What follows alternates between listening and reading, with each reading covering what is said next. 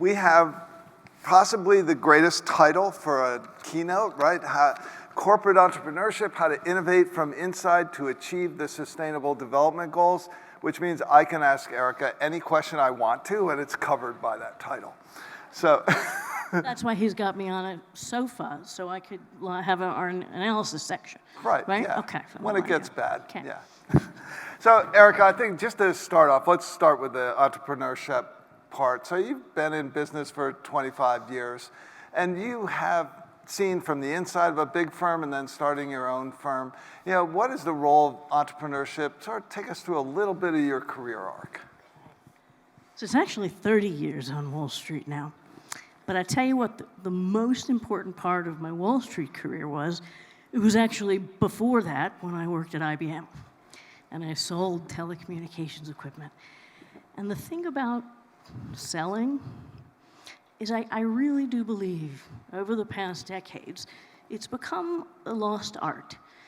And sometimes I think people forget that if you really want to sell something, you have to try to kind of penetrate the decision-making process of the person that you're trying to work with. And I think that decision-making process over the last decades, it's been kind of forgotten. We've kind of sucked the humanity out of capitalism. We've sucked it out of the companies sometimes. We've sucked it out of Wall Street. And it's such a shame because that ability to sell is also really critical to the ability to innovate. And so simply, I think what you need to do to innovate and have impact, you gotta listen. And then you gotta help influence people to do what really is sensible, and it's best if you can make them think that that was their idea in the first place. So wait, how are we going to get humanity back into capitalism? I think that's a great question, and it's simple in that we have to make people feel. You know, when you're working with someone, feel them, listen to them, and don't just listen, hear, and observe what's going on. What does this person want or need? Actually, I'm going to give you an example, if I may. So I was a brand new institutional stockbroker with First Boston at the time, Credit Suisse. And I remember I was really brand new, and I was going out to meet one of the best known, most important technology portfolio managers like in the world. And I'm a little pisher, right? But I did meet this technology research analyst. She was brand new. In fact, she was with IBM as a systems engineer when I was there too. And I knew she knew stuff, even though she hadn't been covering stocks yet. So I bring her out, and you know, Peter, his name is Peter Anastos. If he's in the room, Peter, I adore you because you made my whole career. But basically, they started to talk, and Esther was, you know, talking about something about IBM. And Peter paused for a moment, and I saw his eyes kind of go up and to the right, and he said, I hadn't thought about that. And I have to tell you, I actually got goosebumps for one of the leading tech investors in the world. What it meant was we influenced his decision-making process. That's huge, and that is how you start to sell. And so that's where you have to get to know people. It's about people and humanity and feeling, right? You make decisions with your head, but then you make decisions with your heart, and you make decisions with your guts, and it's not just about the numbers. Okay, so let's talk about those touchy-feely investors. No, not touchy-feely.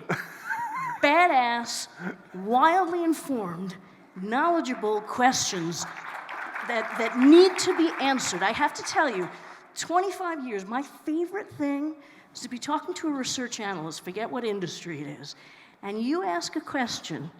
Let's use one. I'm a little worried about Intel because there's, you know, that water thing. When an analyst looks at you and has no idea what you're talking about, It's awesome, because what they'll do is they'll try to tell you something they do know about, and they'll answer this question or this question. And you're very nice, and I appreciate that, but here's what I asked. And you keep going back.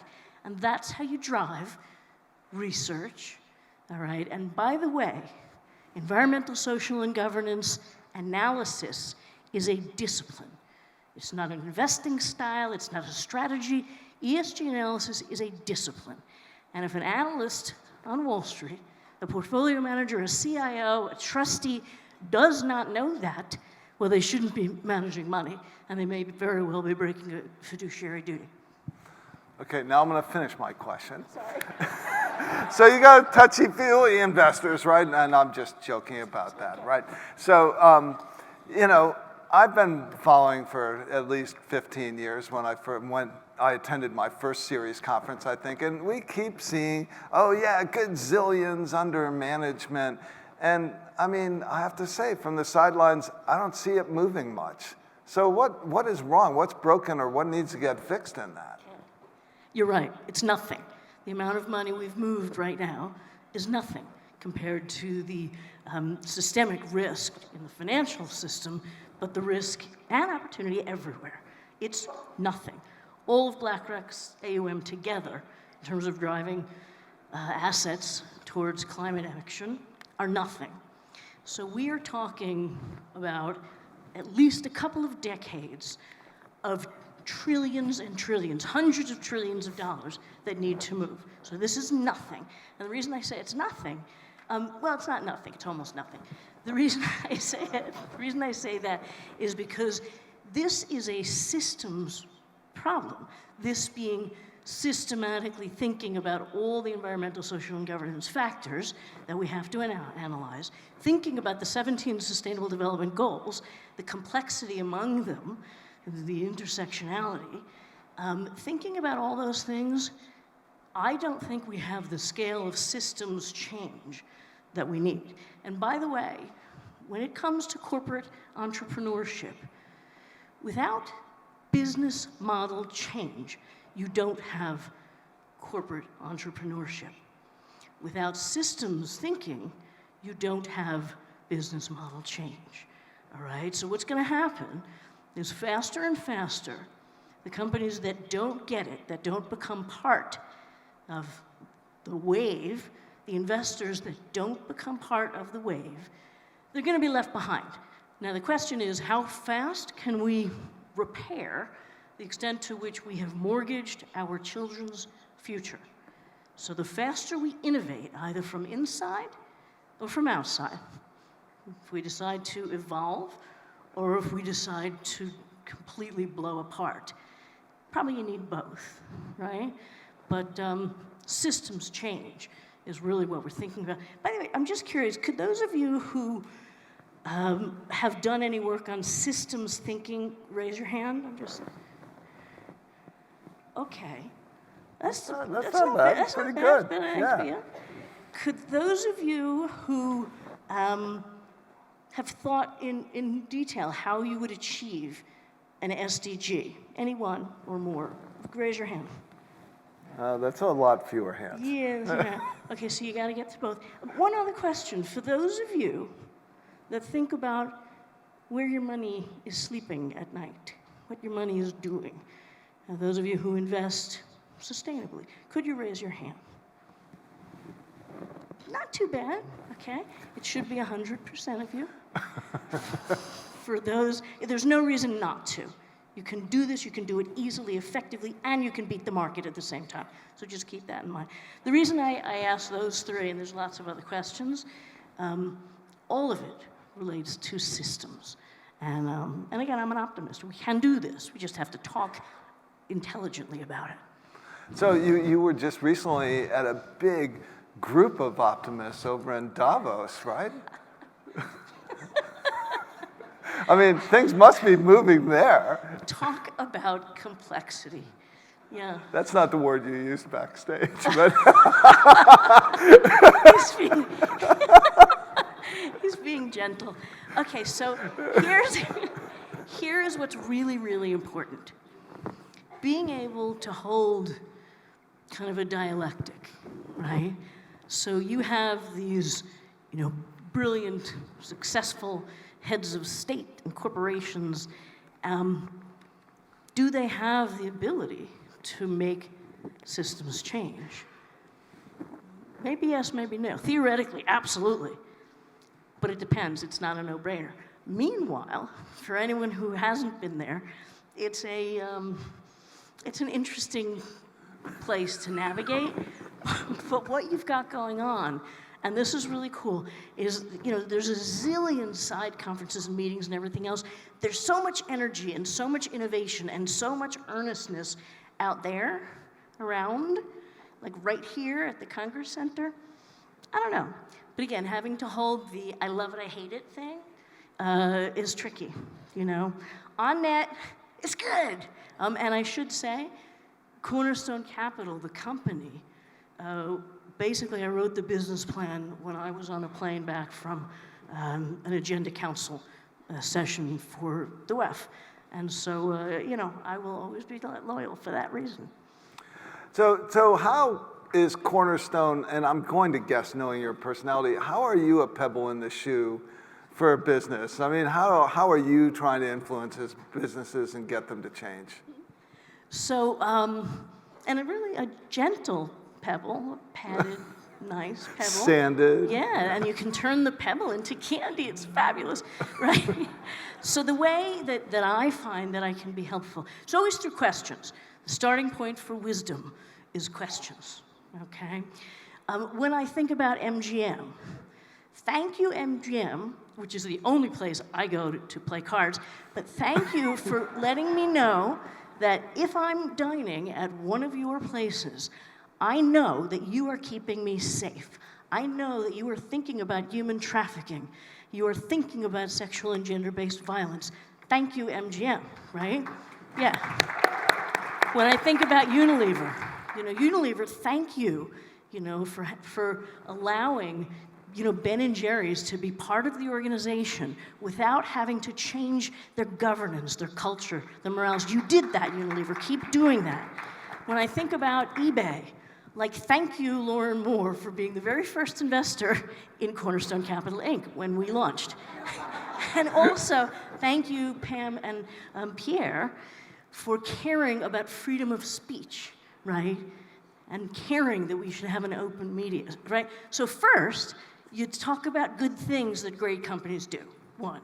Second, you ask questions, lots and lots of questions. And occasionally, because you know what the key questions are by industry, by company, occasionally you open eyes to opportunity, right? And of course to risk. So those are the big ways. I think it's pragmatic, and it's also energizing. This is what we talk about the humanity. There's a wonderful phrase from, it's a rabbi, it's Heschel. Heschel said that it is wonder rather than doubt that is the source of wisdom. And that's true, right? Gotta have the pragmatism, but you gotta see the opportunity. And otherwise, frankly, you don't have the energy to do what we have to do. It's big. Great. So Heather, I'm going to throw it over to you, or Sarah. Do you have a question from our audience? I do have a question. First of all, Erika, you're awesome. You're awesome. She's killing my over-under, but, that's a separate thing. Wants me to curse more. All right. I'll tell you a little story. So just so you know, the entrepreneurship little story. This is when I had just started the company. We're doing our first capital raise, and this banker, who's like a finance guy for 30 years, and he's helping me raise some capital, and I'm telling him kind of how I'm feeling, and he's telling me, he's like, it's gonna be fun, it's a process, we have to do this, and I'm like, shut the fuck up, you don't know how this feels. I'm sorry. Okay, you got me. Wow, okay. So, I'm going to ask a really boring question. Most of the organizations in this room, the large ones, have some kind of innovation initiative. It already exists. How can they re-engineer it so that it is absolutely fundamentally supportive of the Sustainable Development Goals, like how can they go in and get that system changed over to one that there is no doubt all of the investments, all of the innovations are focused on supporting that vision? Innovation, I don't know that it is enhanced and catalyzed by an initiative, right? Innovation comes from everywhere. So that little story about Peter Anastos and seeing a reaction from something I did was like, okay. And how I felt then was like, that is something that I want to feel, that I want to do over and over and over again. Innovation is not like an invention. I mean, those, it is sometimes, and it's critically important, but innovation is a process. And so if you can truly be innovative, it is absolutely down to the very last employee at a company that is constantly looking for something that works. They're either looking for something that works or they're looking for something that's really broken. You know, when we started doing some of the initiatives we have at Cornerstone, I felt like, you know what, there's not the right impact measurement framework for our investors. It doesn't exist, what we need. So we built it. You know, even now, we just launched an impact fund, a thematic impact fund, because we were thinking, okay, there really is no way for everybody, democratizing impact investing. There's really no way to get a best-in-class liquid solution. So we built it. So you watch for what's not working, you watch for what worked, even if it's kind of an accident, and then you do that over and over and over again. It's process.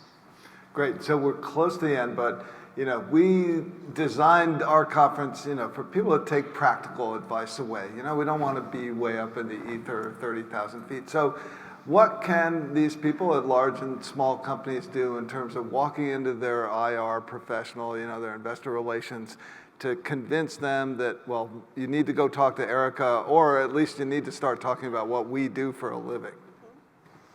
So what's your advice? Authenticity. Bring all of you, all of your creativity, all of your passion, authenticity. And by the way, there's numbers out there that there's $52 trillion of millennial wealth transferring hands. By the way, don't believe any of the big numbers that anybody tells you. It's more, whatever they say. But it's also less, but in different ways. So, but the reason I mention the millennials, if I had to say, I don't like to make sweeping generalizations, but the one thing that they demand is authenticity. So that's what I say. Great. Well, everyone, let's thank Erika for being a great interview.